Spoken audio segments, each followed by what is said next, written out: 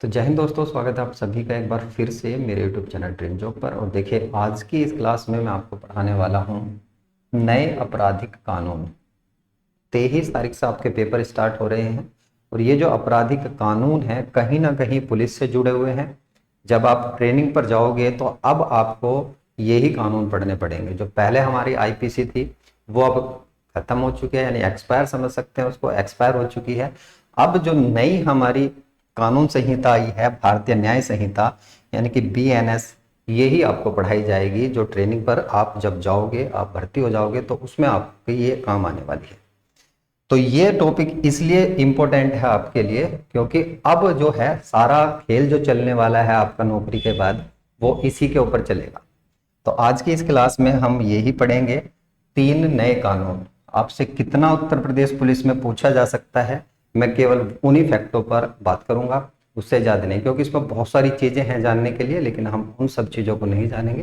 केवल इतना जानेंगे कि आपके उत्तर प्रदेश पुलिस में क्या चीज़ें पूछी जा सकती है। देखिए, 1860 ईस्वी में हमारी आईपीसी हुआ करती थी, जो 1861 ईस्वी में लागू हुई थी। 1861 ईस्वी में लागू होती है। अब जो है इसकी जगह परिवर्तित होकर आ गई है भारतीय न्याय संहिता, जिसको बोला जाता है बीएनएस। तो बीएनएस ने स्थान ले लिया है अब इसका। और ये कब से लिया है? तो ये लिया है 1 जुलाई से। 1 जुलाई से ये लागू हो चुकी है पूरे भारत के अंदर। यानी अभी जो थाने हैं, जो अभी थानों के अंदर यही वाली 1 जुलाई के बाद जितने भी केस होंगे इस न्याय संहिता के अकॉर्डिंग ही फाइल होंगे। तो अब थानों में भी क्या हुआ था, पीछे एक न्यूज आई थी, उसमें कहा गया था कि थानों में भी अब जो है पढ़ाई चल रही है, क्योंकि इन सब चीजों को दोबारा से पढ़ना पड़ रहा है। पहले वाली थी वो ज्यादातर लोगों को याद थी और ट्रेनिंग पे भी पहले वाली पढ़ाई जाती थी, इसलिए ज्यादातर जो एसआई वगैरह होते थे उन्हें याद होती थी अच्छे से। लेकिन अब जो है नई लागू हो चुकी है तो इसके अकॉर्डिंग केस फाइल होंगे। आपसे यही पूछा जाएगा कि 1860 वाली जो हमारी आईपीसी थी उसकी जगह किसको लागू किया गया। नाम याद रखना, भारतीय न्याय संहिता 2023। दूसरी बात करूं 1898, दरअसल ये 1898 में सीआरपीसी आती है, लेकिन जो भारत के अंदर लागू हुई थी मुख्य रूप से, जिसके अंदर अभी बदलाव हुआ है, वो है 1973 वाली। तो ये जो आपने याद करना है, पांचवा विधि आयोग, पांचवा विधि आयोग, पांचवें विधि आयोग की सिफारिश पर 1973 ईस्वी में इसको देखिए अधिनियमित किया गया और उसके बाद 1974 में लागू कर दिया गया।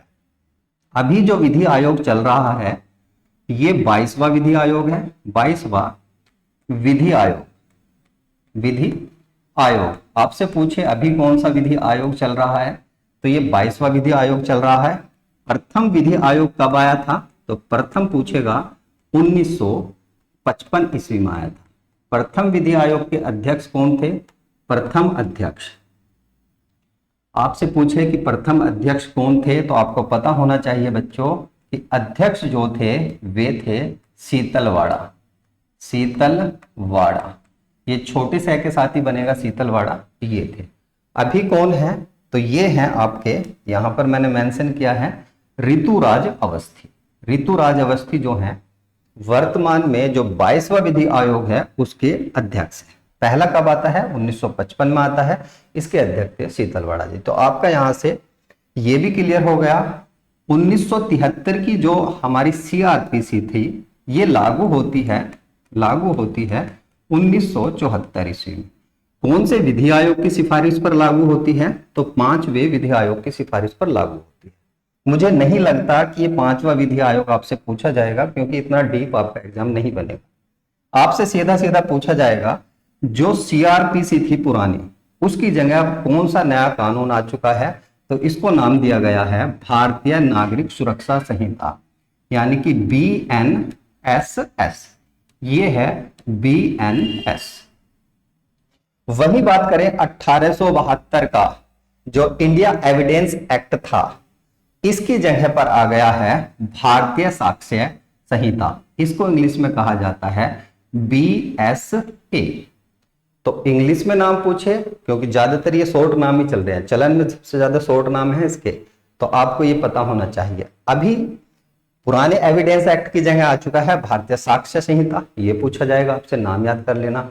आपसे पूछा जाएगा पुरानी जो सीआरपीसी थी उसकी जगह पर भारतीय नागरिक सुरक्षा संहिता आ चुकी है, वहीं आईपीसी की जगह आ चुकी है भारतीय न्याय संहिता। तो इतने पॉइंट आपने यहां से याद करने हैं प्यारे बच्चों। और उसके बाद बात करें, ये प्रमुख डेट जो है ये आपसे पूछे जाएंगे। मैं आपको रिक्वायर्ड करूंगा, ये तो आप कभी मत भूलना, क्योंकि राष्ट्रपति की मंजूरी और उसके साथ साथ लागू कब हुआ, 1 जुलाई से। तो आप रात 12 बजे, मतलब कि 1 जुलाई की जैसे ही तारीख होती है रात को, तो तब ये पूरे देश में लागू हो जाता है। संसद में पेश किया गया 12 दिसंबर को, और संसद से जो पारित होता है ये होता है 21 दिसंबर को, और राष्ट्रपति की जो मंजूरी दी जाती है 25 दिसंबर को दी जाती है। 3 इंपोर्टेंट डेट हैं जो आपको पता होने चाहिए। मैंने कहा आपको कि भैया रिक्वायर्ड जो है ये वाली और ये वाली कब से लागू हुआ है, बस इतनी तो आपको याद होनी चाहिए। आगे बात करते हैं इसकी कुछ इंपोर्टेंट धाराएं। हालांकि धाराएं बननी नहीं चाहिए, लेकिन ये बेसिक से फैक्ट है, जो नॉलेज बेस है, आपको पता होने चाहिए ये वाले फैक्ट। आईपीसी जो है, जो अब बीएनएस हो चुकी है, पहला आईपीसी में 511 धाराएं हुआ करती थी, अभी जो है इसके अंदर 358 धाराएं हो चुकी हैं। इसके अंदर कितनी नई धाराएं जोड़ी गई हैं, तो 20 नई धाराएं जोड़ी गई हैं। हालांकि मैंने इसका पीडीएफ आपको टेलीग्राम पर प्रोवाइड करा दिया था, कुछ बच्चों ने उसको पढ़ भी लिया, कुछ ने नहीं पढ़ा।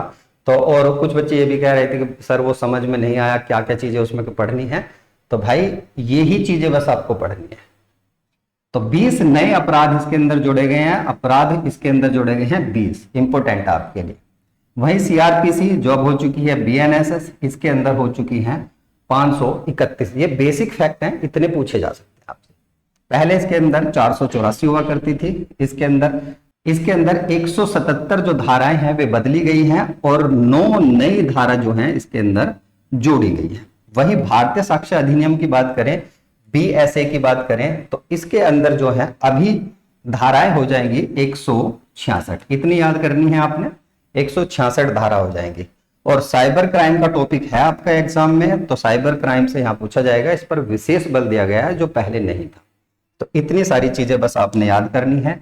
एक पॉइंट ये याद रखना है, आपसे ये पूछा जाएगा सीधा सीधा कि आपराधिक ट्रैकिंग नेटवर्क सिस्टम क्या है। तो ये क्या है, ये है आपकी ऑनलाइन प्रथम सूचना रिपोर्ट, यानी कि एफआईआर दर्ज करने की एक प्रक्रिया है, जो आप कहीं भी ऑनलाइन शिकायत नहीं, ये कहेंगे इसको, एफआईआर दर्ज कर सकते हैं। ठीक है। दूसरा पॉइंट आपने यहां याद करना है, ये सीधा सीधा पूछा जाएगा कि किस सिस्टम के तहत जो एफआईआर दर्ज की जा सकती है, आपराधिक ट्रैकिंग नेटवर्क सिस्टम के तहत, ऑनलाइन सिस्टम है ये। उसके बाद बात करें, जो पुलिस स्टेशन है उसमें जाने की आवश्यकता नहीं है, अब ई एफआईआर हो सकती है, और उसके साथ साथ 0 एफआईआर। ये वेरी वेरी इंपॉर्टेंट फैक्ट है। क्यों इंपॉर्टेंट फैक्ट है, क्योंकि 0 एफआईआर अब हो जाएगी। जैसे किसी का क्षेत्र अधिकार नहीं है थाने का कोई, तो अब ऐसा नहीं होगा कि आप उस थाने में 0 एफआईआर यानी कि एफआईआर दर्ज नहीं करा सकते। पहला क्या होता था, क्राइटेरिया होता था कि भाई ये मेरी सरहद है, इसमें थाने में बस इसी एरिया के जो है केस दर्ज होंगे। लेकिन अब ऐसा नहीं है, अब एफआईआर आप किसी भी थाने में दर्ज करा सकते हो, कोई क्राइटेरिया नहीं रहा, कोई जो सीमा थी वो नहीं रही है। तो ये 0 एफआईआर इसलिए है। आगे बात करें, ये नहीं पढ़नी है, क्योंकि धारा मैं आपको पढ़ने के लिए यूपी कांस्टेबल के लिए तो नहीं कहूंगा। बाकी आप यदि किसी और एग्जाम को दे रहे हैं, फिर आपके लिए ये धाराएं इंपॉर्टेंट हो जाएंगे। तो उम्मीद करता हूं कि ये जो वीडियो मैंने आपको समझाई है, ये कंटेंट आपको समझाया है, वो आपके समझ में आया होगा। तो थैंक यू फॉर वॉचिंग। बस चैनल पर नए हैं तो भाई चैनल को सब्सक्राइब कर लें। 1 तारीख